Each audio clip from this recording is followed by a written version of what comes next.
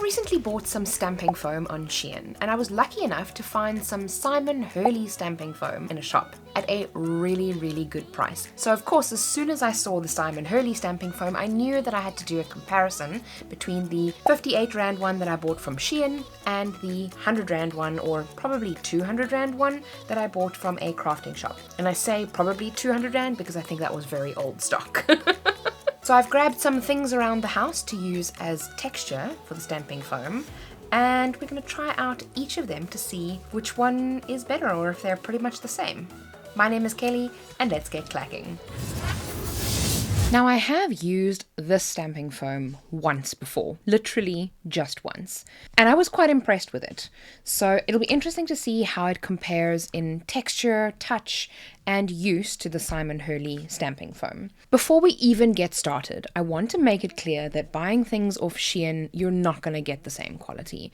Yes, it will be cheaper, but for many of the things that you're buying, sure, they'll be fine, they will be passable, but when it comes to using them in the long term and using them over and over again, things like this, like Simon Hurley stamping foam, or the Ranger products, or generally a product that is more expensive, when you're buying the authentic product, in my experience, these tend to outlast these ones. So, or the Shein things, AliExpress, Wish, Temu, whatever kind of products that you're buying. As the reason why things are so cheap on those websites is because they don't go through QA, quality assessment, they're made in bulk, so it's kind of just like whatever pops out gets through. But like I said, a lot of times it is quite a passable product that you're buying. So I'm going to be interested to see how these two compare to each other. And let's open up the Simon Hurley stamping foam. It even comes in a nice resealable bag, which obviously I didn't get with the Shein ones. I think those were just in a normal plastic packet. I'm just going to take one out for now. And I want to make sure it's one that I haven't actually used. So you can see the color difference between the two products, Simon Hurley and the Shein one. When I feel them, the Simon Hurley one feels a lot softer. It is a lot more squishy than this one. The Shein one feels a lot harder, and if I compare them side by side, I can feel my finger sinking into the Simon Hurley stamping foam a lot better.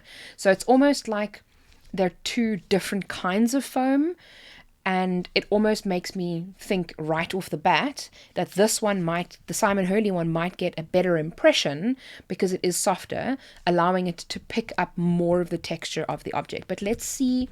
I'm going to reserve my judgment until I've actually used them, but I'm glad to see that there is, right off the bat, a difference between the two. Color-wise, the Simon Hurley one is a little bit lighter than this one. If you look up close to them, the Shein one has a little bit of a sparkle to it, so I'm not quite sure. There's a little bit of a sparkle to the Simon Hurley one, but the Shein one definitely has more of a sparkle to it, and I'm not sure why. They are pretty much the same size as well, so at least we're comparing like for like size. I can see a little bit of a discoloration along the edges of the Shein product, and there is no discoloration along the edges of the Simon Hurley one, which again, I'm not quite sure what that means, so it'll be interesting to see what it's going to mean for us. Alright, so what I've done is I have prepared some different surfaces, textures and things like that for us to use. So we've got a very hard texture. This is a 3D printed vase that I made quite a while back, and I want to see if we can pick up some of that texture on the edge there like that once it's warmed up. We have a plastic fern type thingy. It's just hanging around in my bathroom, and I figured that, it might be fun to see if that picks up. And then we have a soft texture. This is a beautiful beanie that my mother crocheted me recently, and I want to see if it picks up any of the textures of the beanie as well, because I figured that this would probably be the biggest test to see which one works best and which one doesn't. So we've got a hard surface, a medium surface, and then a soft surface, just to give a good indication of how they will work. So I'm going to be using a piece of AC cardstock just to press the stamps onto so that we can get a nice side-by-side comparison. And I'm going to be using the non-textured side. So in order to try and give this the most accurate kind of test, I'm going to count in my head, I know, not very accurate. And I'm going to count to 10 while holding this a little bit away from the foam and then pressing it immediately onto the object. So I'm actually going to keep the object close to me. We're going to start off with the 3D printed vase. I'm going to keep it close to my right hand so that I can put this down and then grab the vase. So we're going to start.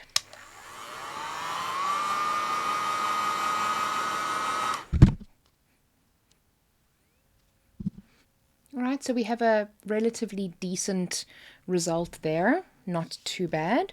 I'm going to let that cool down, and we're going to work with the Simon Hurley one next.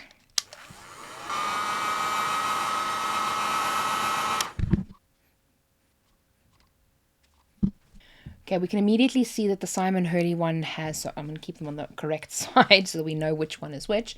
The Simon Hurley one has a much better indent, but I think that in order to make this a good comparison, I'm not going to do this only once.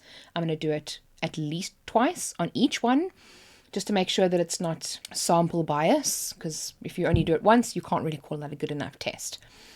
But interestingly enough, what happened here was that the edge of the foam on the Shein one ended up losing some of its shape, whereas here on the Simon Hurley one, it completely maintained its shape. So I think that's very interesting. And what I want to do is I want to try with maybe on the other side of the foam. So I'm just going to heat the bottom.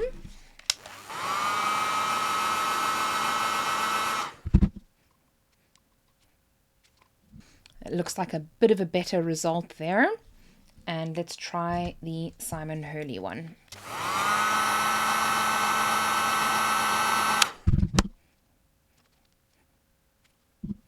It's actually crazy. You can actually see the indentations of the 3D printer lines, the layers in the actual foam itself, which is pretty awesome. I hope that you can see that on camera because I can very clearly see it here. And that is very good. So again, similar results. Let me keep them on the correct side. Similar results, but the Simon Hurley one is still coming out tops. And now we're going to see what it looks like when we press them. Let's start with the Shein one first. Instead of splotching it on like that, you don't really get even results. With these, you have to move it on like that. And then you can press it straight on, which I think we're going to do. That looks pretty cool. And then we're going to do the same with the Simon Hurley ones. The ink does seem to apply a lot better onto these ones. And I'm not going to lie, I'm really glad because I was rooting for Simon Hurley all the way. Pretty good. So this is the Shein, maybe I should write on it. So there we have the Shein on the left and Simon Hurley on the right. And we can see that the ink transferred a lot better on the Simon Hurley one. And it looks a little bit more splotchy on the Shein one. So definitely a crisper, better, more even result on the Simon Hurley, which, like I said, I am very excited for because I was rooting for him. The next is the clean test. So this is just plain water. I'm going to spray it on and clean it off. Noise goes right down my back. Shein one, pretty much perfectly clean. A slight tinge to it, but that may also just be the fact that I'm using a wet wipe. And let's try the Simon Hurley one.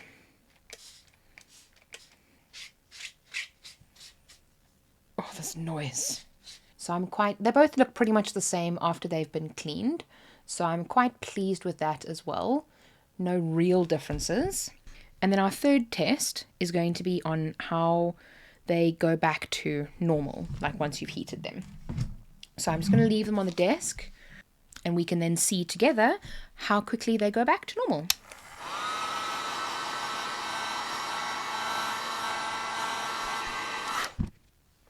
We can see a little bit of an indent there still, but I think that that is more ink than anything else.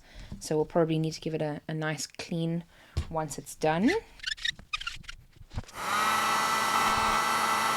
Also, if you have an embossing gun, then that's probably a better product to use, because when it comes to the heat gun, you can, burn the product a lot easier than if you're having a heat gun, like a craft heat gun. We have a little bit of warping on the side. I think that maybe that might be due to the heat gun. We can see it there. It's like a little bit of an angle.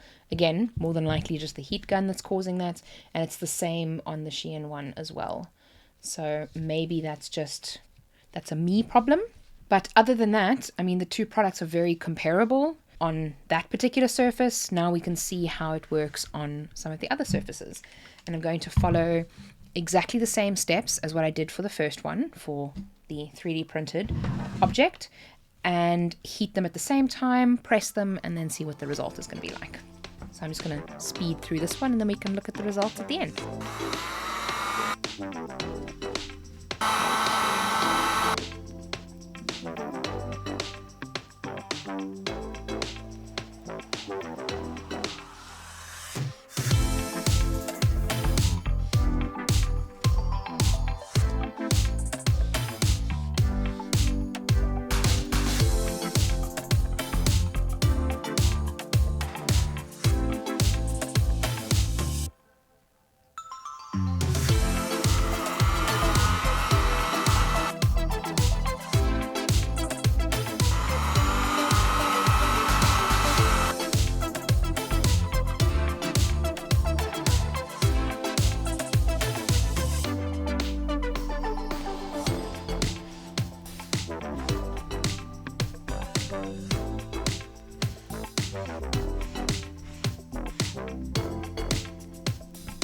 So I found this a very interesting comparison between the two. The Shein product had a little bit of a smell on it when you warmed it up, and the Simon Hurley one wasn't as noticeable. So I took a new piece for the third section just to make sure that we're giving a decent, even test. I still feel like the Simon Hurley one retains the texture better on the presses. So as an example, if we look at the green one, it not only retains the ink better, as you can see the ink kind of pulls around the edges in the Shein one, whereas this one gives you a more even press, but you can see the edges are more clearly defined than they are on this one. And I tried to be as consistent as possible. Obviously there is a margin of human error that I would, expect. And on the soft one, the Shein one performed a lot better than I thought that it would. So the Simon Hurley one looks great, but the Shein one, I would almost say it looks a little bit better. Maybe it was just how I applied the ink. So I could also do another ink test just to make sure that we're comparing them properly.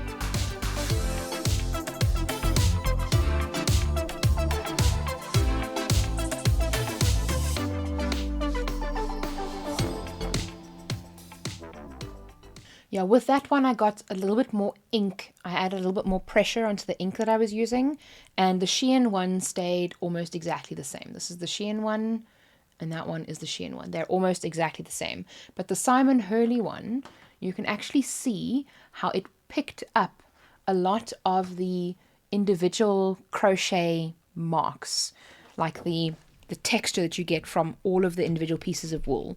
And that also came through, which it came through in a few places on the Shein one, but a lot more on the Simon Hurley one. That came through better second time because I got a little bit more ink on there. So I do think that my initial assessment is still the same, that I believe that the Simon Hurley one is a better product than the Shein one. Obviously, it is a lot more expensive. I mean, for me, it was about 3 times more expensive. If I had to go buy it in a shop, it's about 200 Rand, and I got it for about 60 Rand on Shein. So 60 Rand is around $3, $3.50, and 200 Rand is, I don't know, around $8, $9 or so. So it's not very expensive. Definitely something that I'm going to be enjoying playing around with. And I'm also going to be trying it out with some of his lunar paste. Now, the lunar paste is essentially a texture paste. It is incredibly beautiful. It has a stunning mica powder shine to it, as you can see, and I have made some gorgeous things with it. I made this stunning butterfly with the lunar pastes, and it's got a lovely shine to it, like I mentioned, and a little bit of a texture. And I just used a stencil to get this effect. But if you want to know how I made this exact butterfly, I'm going to put a video on the screen for you so that you can watch that. Don't forget to subscribe for more Cricut tutorials, and remember, be kind to someone today. See you soon.